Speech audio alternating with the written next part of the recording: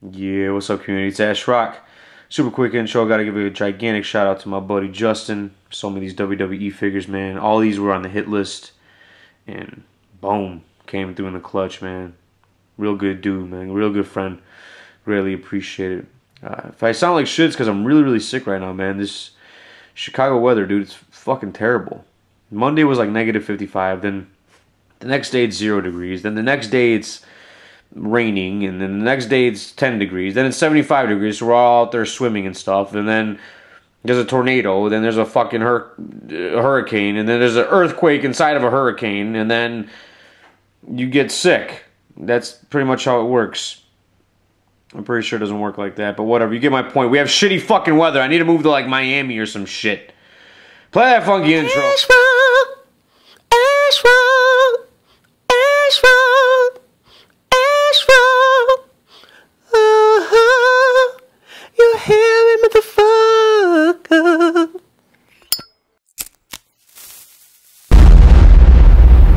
That's crispy. What is up, Marvel Legend fanatics? It is Ash Rock back with another review. This is going to be on the Marvel Legends Amazing Spider-Man from the new Spider-Man line. Let's look at the packaging super quick. So here he is in the packaging, as you can see. So similar packaging to the rest of it. The Amazing Spider-Man at the bottom. On top, you have Build-A-Figure Green Goblin. The side, a picture of the Amazing Spider-Man. So really cool stuff there. Reverse art on the other side. And on the back, there he is, the Amazing Spider-Man, and a bio, and of course all the other characters in the wave. One more left to review, the weird-looking Electro. Back to the review. And there you have it. If my voice sounds a little fucked up, it's because I am a little under the weather. Sorry I didn't get this review to you guys sooner, but I have it now. Yeah, and I'm highly medicated as well, so I'm pretty fucked up. Let me tell you guys. I see two Spider-Mans, do you guys? No, didn't think so. So here we go. Paint applications. That's how French people say it. Paint applications. Ha ha ha.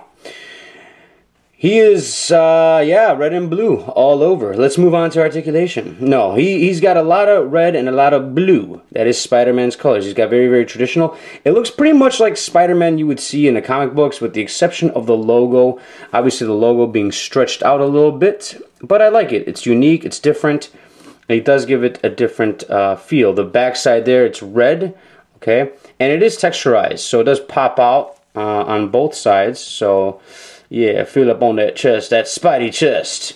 Now, one thing that stands out with this figure, though, and I've seen this with a lot of people have complained about this, there is a lot of paint blotches. For instance, let's zoom in on the shoulder right there. You see that? Yeah, right out the packaging came like that. I haven't messed around with this at all, but it looks like somebody did mess around with it. Right there, you can see again some blue, and then in the crotch area, there's a little bit of chipping and stuff like that as well. So that kind of hurts it. Now, look, if you can see the head, really nice, simple Spider-Man head. And then another thing that kind of irritates me as a collector, you know, it's just me being nitpicking, but you see that right there? Yeah, I don't like that. I don't like this either.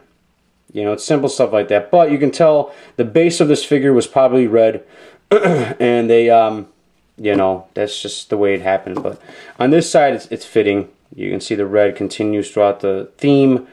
No lines in there, but at least it's red, so it kind of matches. But here, not so much. I don't like that. The blue, not bad. So that came out nice. But, yeah, I mean, other than the paint blotches, whoa, wrong way. Other than the paint blotches, I think this is a very well painted figure. I'm going to give it a 4 out of 5. Again, with the paint blotches, and if it was just my figure, I'd be like, cool, but I've heard a couple people bitch and moan about it, and so it's got to be some kind of manufacturing issue across the board. A little bit of quality control. Articulation, utilizing pretty much the same mold as the Superior Spider-Man.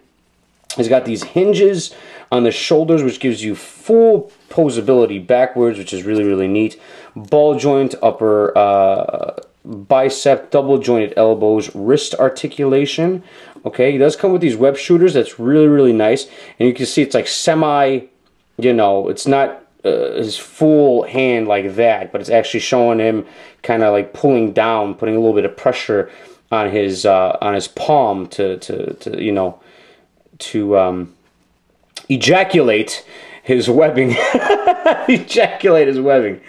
And then he does come with another hand. So for the right hand, you can have the same thing. I got a fist. That is actually one thing I do like about this. And then there's the other hand for the left fist. Unlike the Superior Spider-Man, he has completely closed fists, which is really nice to see. And then it rotates all the way at the wrist. He's got waist articulation, upper ab crunch. He's got a ball joint hinge on the head. So really, really nice there. Mine just popped off.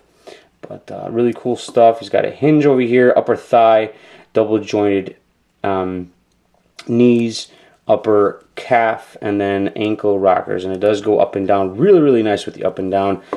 So the articulation, absolutely immaculate. I'm going to have to give him a complete 5 out of 5. And the final score, even though there are some paint blotches, doesn't really matter. I'm not going to hold it against it. It's going to be a 5 out of 5. I think this, you know, a lot of people are saying this is probably one of the best Spider-Man since the McFarlane Spider-Man. No way does this touch the McFarlane Spider-Man, but it is pretty damn close. Now, the McFarlane Spider-Man is a little bit larger. He is a little bit thinner, and he has finger articulation. Obviously, being the Toy Biz days, he has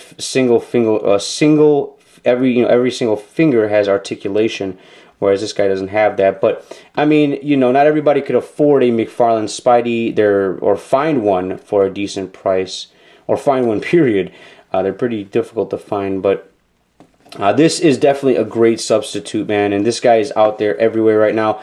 Don't pay too much, guys. If you see him at the stores, you'll see him at Toys R Us. I bought the entire wave at Toys R Us, and I'm really glad I did. I bought all at once. I was an early bird, got there, walked in, they were all there, and I couldn't help but pull the trigger on them. So definitely an amazing wave of figures so far, and I'm going to review the Electro. That's the only figure left to review.